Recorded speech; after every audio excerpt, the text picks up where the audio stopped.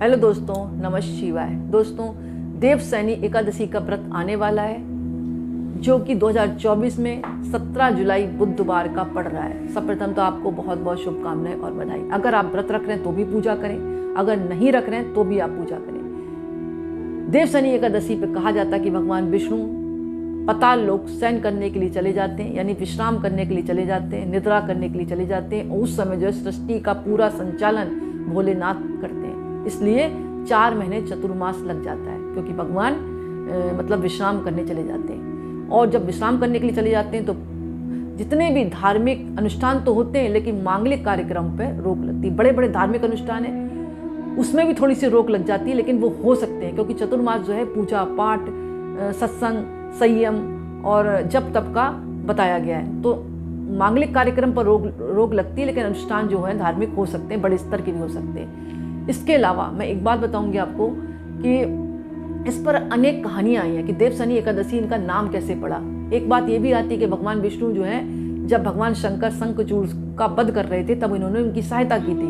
भगवान विष्णु की सहायता से भगवान शंकर ने शंखचूड़ का वध किया था, और वध करने के बाद आषाढ़ मास की एकादशी वाले दिन किया था।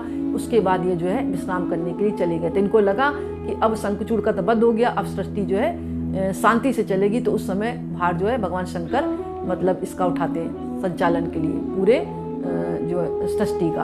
तो वो विश्राम अवस्था में होते हैं, उस समय भगवान विष्णु चले जाते हैं। एक बात ये आती है कि राजा बलि जो थे 52 अवतार जो भगवान विष्णु का था ना, उन पर उन्होंने सर्वस्व न्यौछावर कर दिया था। तो भगवान विष्णु को उन्होंने कहा कि तुम पाताल लोक में रुक जाओ। तो राजा बलि की बात सुनकर वो खुश तो हुए, और उन्होंने वचन दिया कि मैं जो है अभी तो नहीं रुक सकता क्योंकि सृष्टि का संचालन करना होता है मुझे, लेकिन मैं 4 महीने के लिए जरूर पाताल लोक आकर रहा करूंगा। इस कहानी के लिए भी कहा जाता है कि भगवान जो है विष्णु जो है निद्रावस्था में चले जाते हैं पाताल लोक। एक बात यह आती है कि श्री कृष्ण भगवान ने अपने मुख से दुष्टर को बताया था कि एक सतयुग में एक मंदाता राज्य के एक चक्रवर्ती सम्राट राजा थे। उनके राज्य में वर्षा नहीं हुई थी तो बहुत दुखी थे।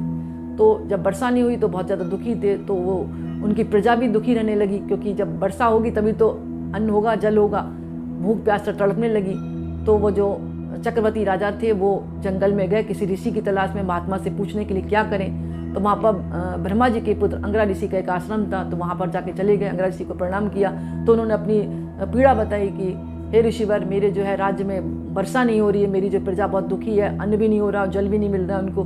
तो कुछ ऐसा उपाय बताओ जिससे मेरी प्रजा खुशी हो और मेरे राज्य में मतलब अन्न जल भरा रहे, यानी अन्न जल धन के भंडार भरे रहे। तब अंगरा ऋषि ने कहा ठीक है, तुम जो है चतुर्मास में अभी देवशयनी एकादशी आएगी, उसका व्रत रखना और विधिवत भगवान विष्णु और लक्ष्मी जी की पूजा करना, उनका पंचामृत से अभिषेक करना और विधिवत उनका जो है पूजन करें। आप उनके नाम का कोई मंत्र का जाप करें, उनकी कथा सुने।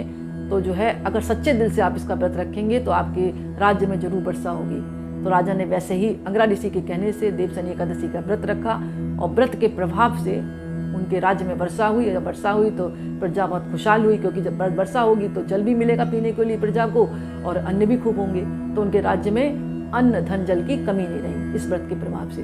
तो ये कुछ कथाएं आती हैं। कथाओं में मतभेद हो सकता है, कोई कुछ सुनाता है, कोई कुछ सुनाता है, क्योंकि अलग अलग मतभेद भी हैं। लेकिन मुझे जो कथा समझ में आई वो मैंने आपके साथ शेयर की। और अगर इस दिन आप जो है विधिवत भगवान विष्णु और लक्ष्मी की पूजा करते हैं, चौकी स्थापित करके लाल कपड़ा बिछाएं, भगवान विष्णु लक्ष्मी की प्रतिमा रखें, फोटो रखें, उनके तिलक लगाएं केसर से, माँ को श्रृंगार की सामग्री अर्पण करें, लाल चुन्नी अर्पण करें, भगवान को पीला गमोचा या पीला वस्त्र अर्पण करें, पीले फल है, पीली मिठाई है, पीले फूल भगवान को अर्पण करें, उनकी आरती करें, कपूर डालकर 9 बत्तियों का दीपक जलाकर भगवान की आरती कर सकते हैं, और विष्णु सहस्त्र नाम का पाठ कर सकते हैं, विष्णु चालीसा पढ़ सकते हैं। यानी अपनी सामर्थ्य के अनुसार जो पढ़ सकते हैं वो आप पढ़ें। इसमें कोई बाउंडेशन नहीं, क्योंकि आपका समय तो आपको कह दूँ बहुत कुछ पढ़ें आप, लेकिन समय भी तो मिलना चाहिए। तो अपने समय के अनुसार आप जो है पूरे 4 महीने जो है भगवान विष्णु और लक्ष्मी जी का ध्यान करें, पूजा करें। कोई भी मंत्र का आप जाप कर सकते हैं, विष्णु पुराण पढ़ सकते हैं। अब सावन का महीना भी आएगा चतुर्मास में, तो शिव पुराण का पाठ कर सकते हैं, भगवान शिव की महिमा का वर्णन कर सकते हैं, भगवान शिव का रुद्राभिषेक कर सकते हैं। कुछ नहीं तो भगवान विष्णु के मंदिर आप चले जाएं, शाम के समय वहाँ 1 घंटा बैठ जाएं, भगवान शिव के मंदिर में जाकर शाम को दिया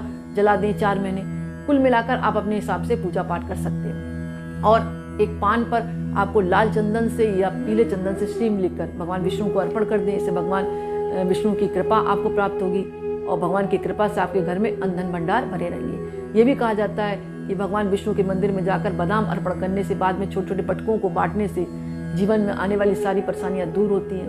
एक नारियल लें, उसमें छेद कर दें, उसमें भुरा हुआ नारियल के अंदर भूरा डालें और भुंजा हुआ आटा डाल दें और तिल डाल दें, उसको किसी पेड़ के नीचे गाड़ दें और जैसे जैसे चींटियाँ खाएंगी तो आपकी आर्थिक स्थिति मजबूत होगी, क्योंकि चींटियों को भगवान विष्णु का रूप माना जाता है। और अगर आपकी संतान नहीं है तो संतान प्राप्ति के लिए आप